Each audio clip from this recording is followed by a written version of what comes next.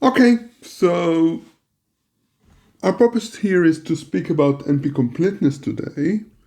So let us begin. So what is completeness? So a quick review.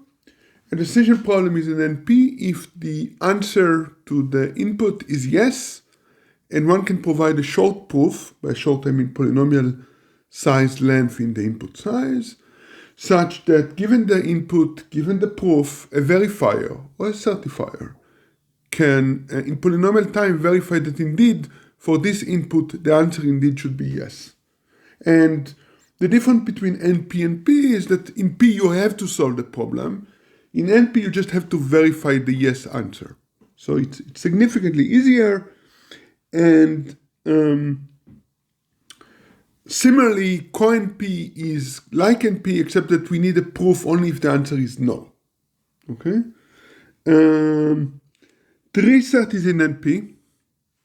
We already saw that, right? Because if I claim that a reset formula is satisfiable, then I can give you the assignment. This is the proof. The proof is the assignment. And then I can just compute the formula, the reset formula given for this assignment and check whether the formula indeed evaluates to true. So verifying the proof here is easy. It can be done in linear time. And not reset is a problem we didn't talk about, which is that the formula, this is I give you a reset formula and ask you, is it not satisfiable? Namely, it's always false, right? And if the answer is no, yes, it is satisfiable, then you can give me a proof, right? That the answer is no, which is just a satisfying assignment. So not reset is in a co-NP. We will see shortly the drawing of all those things. So to remind you, what do we know? We know we have undecidable problems. We have problem in exponential time. Then we have polynomial space. All the problems can solve using polynomial space. Deep inside this universe, we have the P problems, which is really all the problems we are really interested in. So let me enlarge it. Those are all the decision problems for which you can solve problem in polynomial time. And then outside it, we have P and NP. Sorry, NP and co-NP, right? NP are all the problems that the answer can be verified quickly. And co-NP is, of course, the complement. This is the blue thing. And then we have a bizarre set of problems, which is NP hard. NP hard are all the problems such that if we can solve any of them in polynomial time, then we can solve all the problems in NP in polynomial time. Okay, so it's a group that contains problems that are much harder than NP, right? But it contains, in particular, intuitively, the hardest problem in NP, and those problems that are in these intersections, this is the green region, these problems are the NP complete problems. Those are problems that are both in NP and they're NP hard. Those are the hardest problem in NP. If you can solve any of them in polynomial time, we can solve all the problems in NP in polynomial time. Or at least that's the intuition. Okay. So how do we define the hardest problem in NP? So this hardest must be in NP, because otherwise it's not interesting. And it must be as difficult than any other problem in NP. That's intuitively what we want to do with NP complete. We want the hardest problem in NP.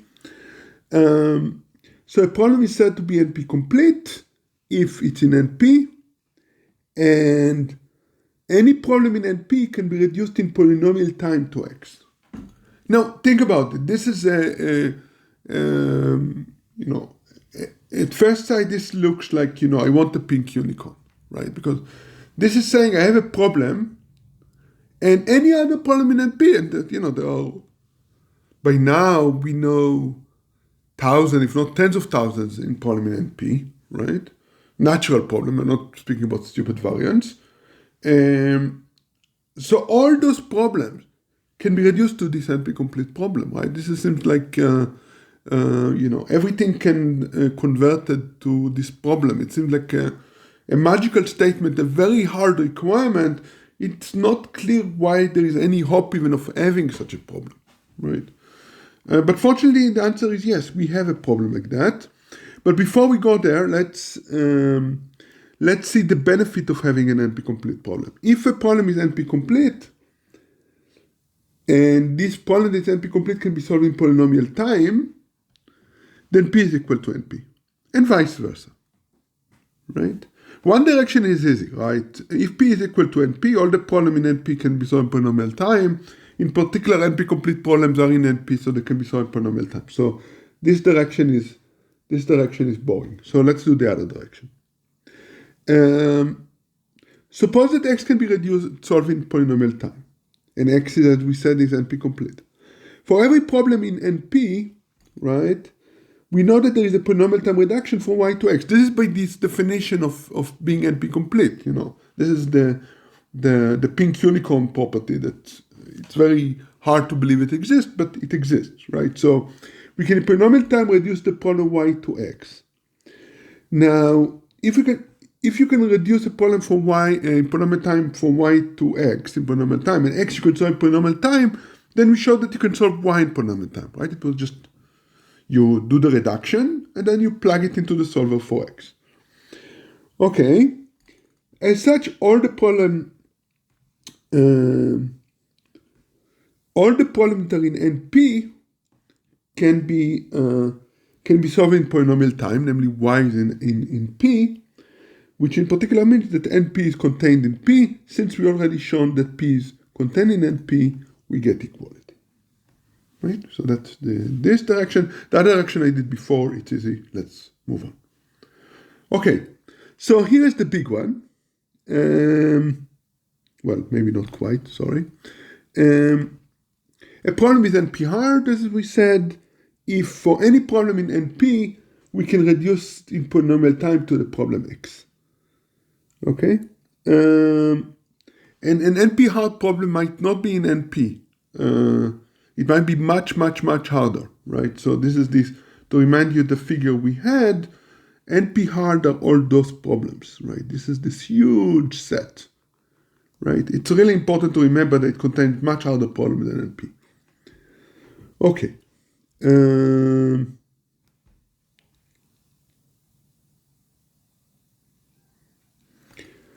Okay, so for example, the halting problem is NP hard, as it's easy to see. So that's not very interesting.